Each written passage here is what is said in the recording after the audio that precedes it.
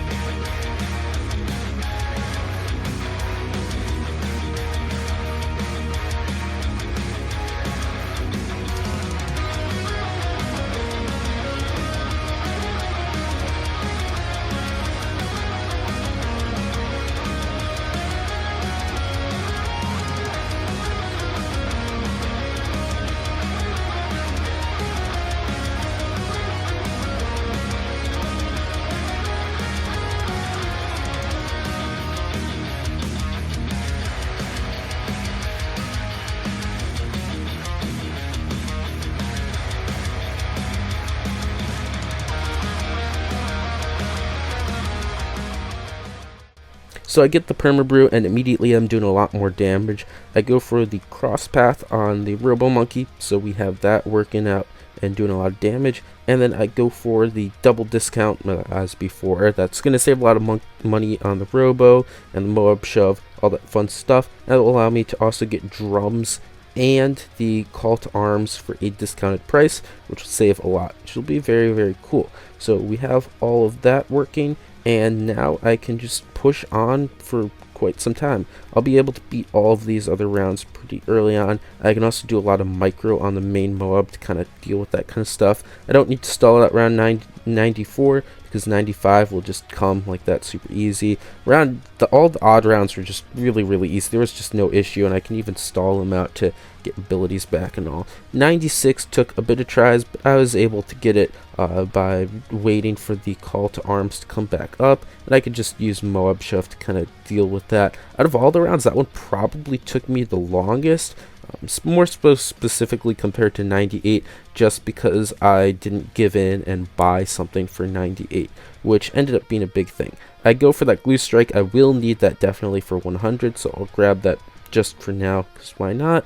And with this main Moab and the Moab Shove, we'll be able to take out round 97, no problem with all the abilities coming up. So on 98, that Robo Monkey just did not have enough Pierce.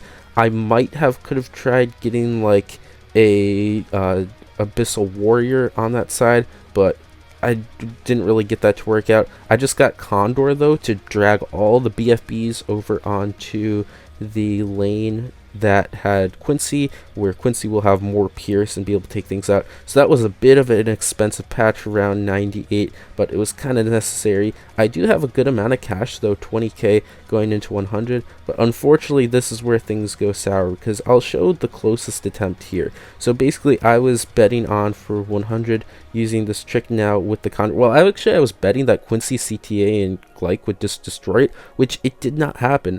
I had a lot less around 100 damage than I predicted, but because I had Condor, I'm like, okay, we'll just drag all the BFBs to the other lane where they go. And I've used this trick a lot of times, like on Bloody Puddles. It works out really well, but because Quincy's arrows seek, it destroys the BFBs before Condor can drag all of them, which sucks a lot. So I couldn't get away with just beating that and getting a lot of cash back. Instead, I was forced to get a whole Spike Storm, which is a lot of money. Kind of annoying that was the case, but we had to do that, and I win with not really much of any spare because that Spike Storm is pretty expensive. Nonetheless, it was still a really fun run, and Quincy with Permabrew is very, very cool, and I like it.